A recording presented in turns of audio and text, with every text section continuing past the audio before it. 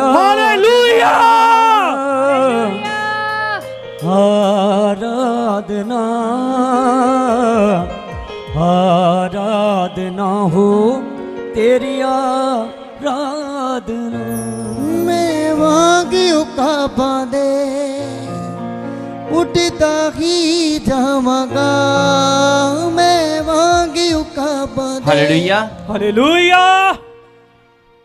सब मिलकर एक जोरदार ताली बजाएं जो प्यार करते हैं परमेश्वर से। सब बैठ जाएं प्लीज।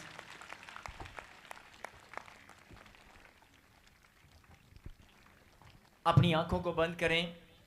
वचन में जाने से पहले अगला समय प्रभु के वचन से सब अपनी आंखों को बंद करें और आज अपने दिल की बात जो भी आप परमेश्वर से शेयर करना चाहते हैं। और मैं आप सबसे विनती करता हूं कि जो लोग इधर उधर घूम रहे हैं या जिनका ध्यान इधर उधर घूम रहा है, 15 से 20 मिनट के लिए सब लोग अपने ध्यान को केंद्रित करें। 15 से 20 मिनट के लिए अपने ध्यान को आप केंद्रित करें। जो लोग इधर उधर घूम रहे हैं या आपका ध्यान घूम रहा है, प्लीज आप सबसे विनती है, जो वचन परमेश्वर ने आपके लिए भेजा है, जिनके जीवन में लंबे समय से आशीष नहीं थी, अभी वचन को सुनने के बाद आप स्वयं गवाही देने वाले हैं। कहीं आमीन।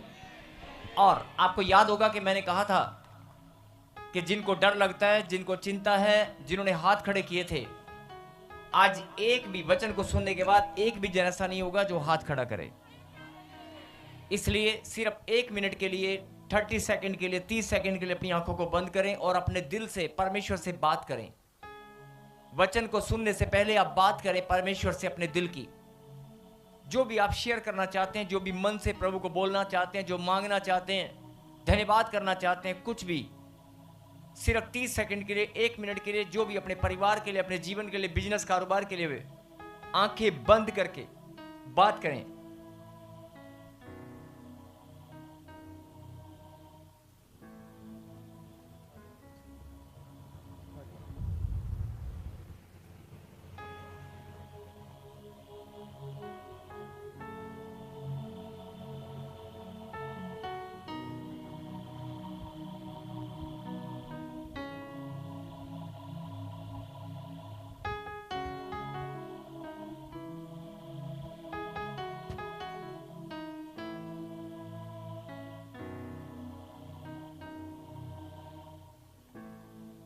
कहीं हालेलुया।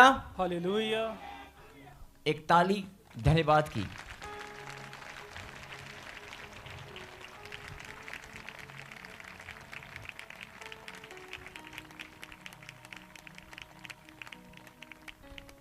प्रभु के कलाम में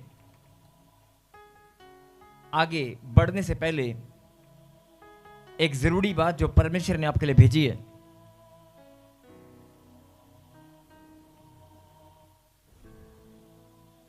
बहुत सारे लोगों ने अभी हाथ खड़ा किया था कि मुझे डर लगता है, मैं चिंता में हूं, मैं समस्या में हूं, मैं चिंता में हूं, मैं समस्या में हूं, मैं कोई बीमारी से, किसी न किसी बात से आप चिंता में है, समस्या में है, जो भी है। अभी आपने अपनी आंखों को बंद करके परमेश्वर से बात की है। और जो लाइव सुन रहे हैं देश विदेश की धरती पर, जहां भी आप बैठे हैं, आज आपके जीवन में बहुत अद्भुत होने वाला है। आप रिसीव करें। और जो लोग खड़े हैं वो बैठ जाएं। जो लोग खड़े हैं वो बैठ जाएं।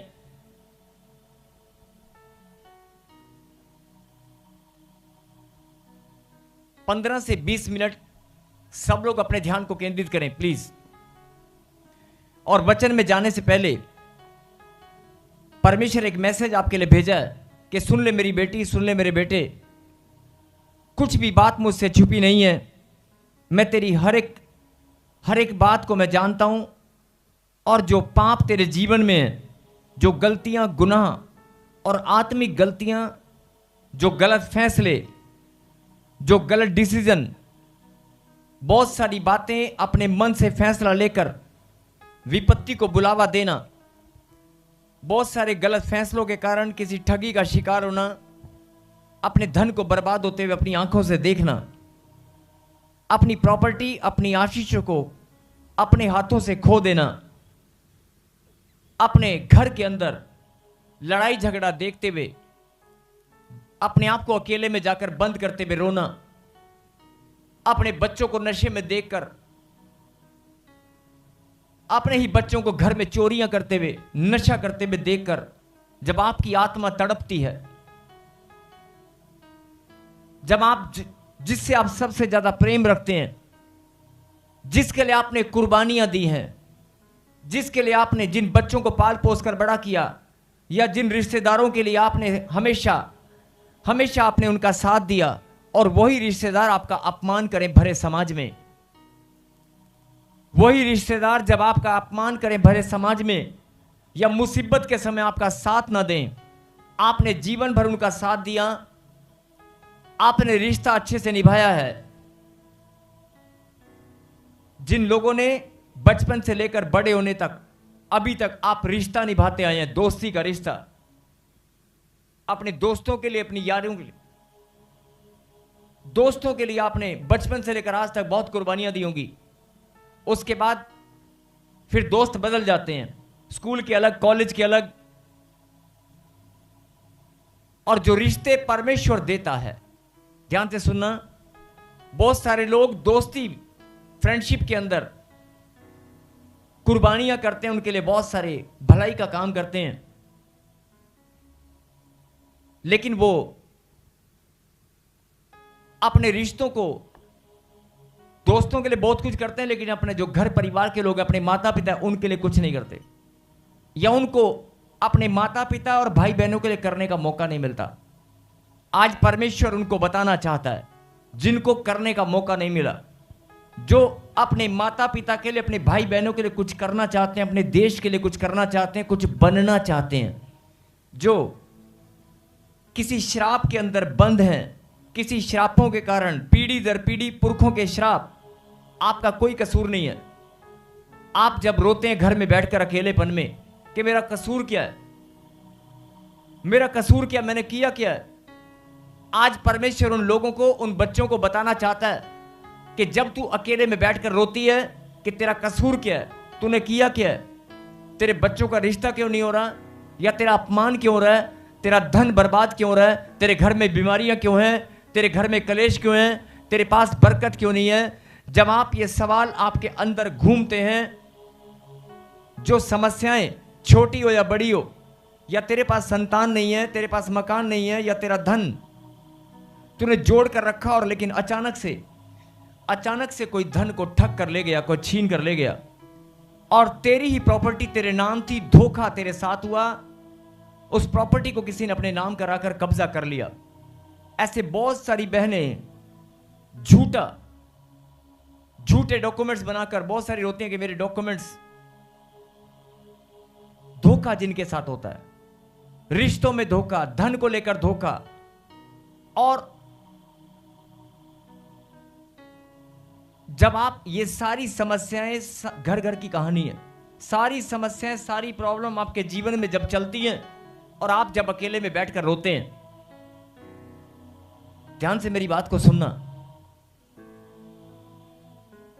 ये मैं अपनी मर्जी से कोई कहानी नहीं सुना रहा हूं, मैं अपनी मर्जी से कोई बात नहीं बता रहा हूं। मुझे पवित्र आत्मा ने कहा, मुझे परमेश्वर ने कहा कि जब तू मेरी वेदी पर जाएगा, जब प्रचार करेगा, तो आज जो तुझे ऑनलाइन सुनेंगे, जो तुझे आज ऑनलाइन सुनेंगे, और जो पवित्र मंदिर में आकर जो इस बात को सुनेंगे, मेरे संदेश को,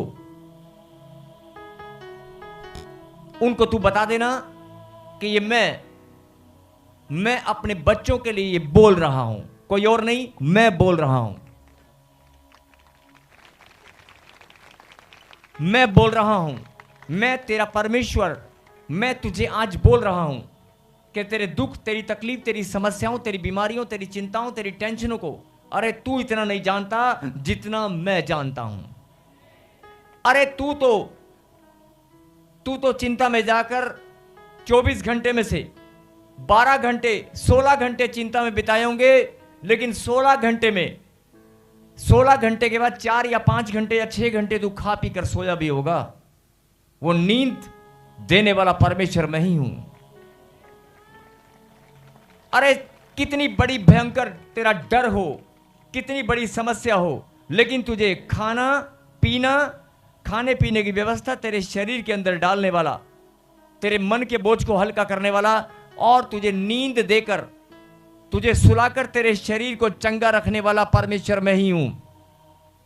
वरना शैतान ने इतनी चिंताएं और इतनी चिंताएं, इतनी चिंताएं, इतनी टेंशन, इतना डर सबके अंदर डाल रखा है कि आप सोने की हालत में नहीं है।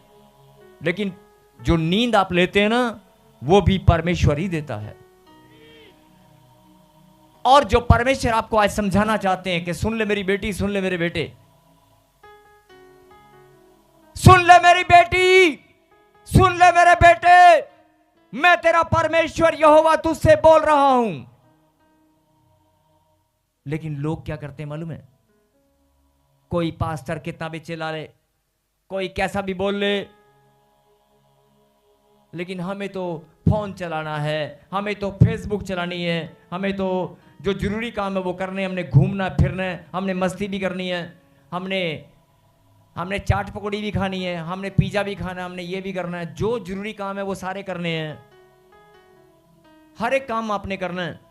परमेश्वर की आवाज, परमेश्वर रोज डेली आपसे बात करते हैं, डेली परमेश्वर डेली आपसे बात करते हैं। लेकिन संसारिक दुनिया में आप इतना गुम हो चुके हो, अपने आप को खो चुके हो कि उसकी आवाज आपको सुनाई नहीं देती। अब मैं क्यों बोल रहा हूं ये भी सुनना। उसकी आवाज आप पे सुनाई नहीं देती। बहुत बार वो अपना संदेश आपके सामने लेकर आते हैं वचन के माध्यम से, अपने बच्चों के जरिए, सुसमाचार सुनाने वाले प्रभु के दासों के जरिए, लेकिन आपको बात समझ नहीं आती है। आज परमेश्वर आपको यह बात समझाना चाहते हैं। अगर 20 साल से, 10 साल से, 15 साल से तेरा बिजनेस, कारोबार, तेरा धन दौलत, मान सम्मान, तेरी दुनिया, तेरा जीवन, तेरी ब्लेसिंग, तेरी खुशियां, तेरा आनंद, तेरी सुंदर सुंदर सुंदर रिश्ते और तेरी तंदुरुस्ती, ये हाथ पैर सही सलामत है, ये हाथ पैर सही सलामत है, निरोगी काया है, ये सब कुछ मैंने ही तुझे दिया है।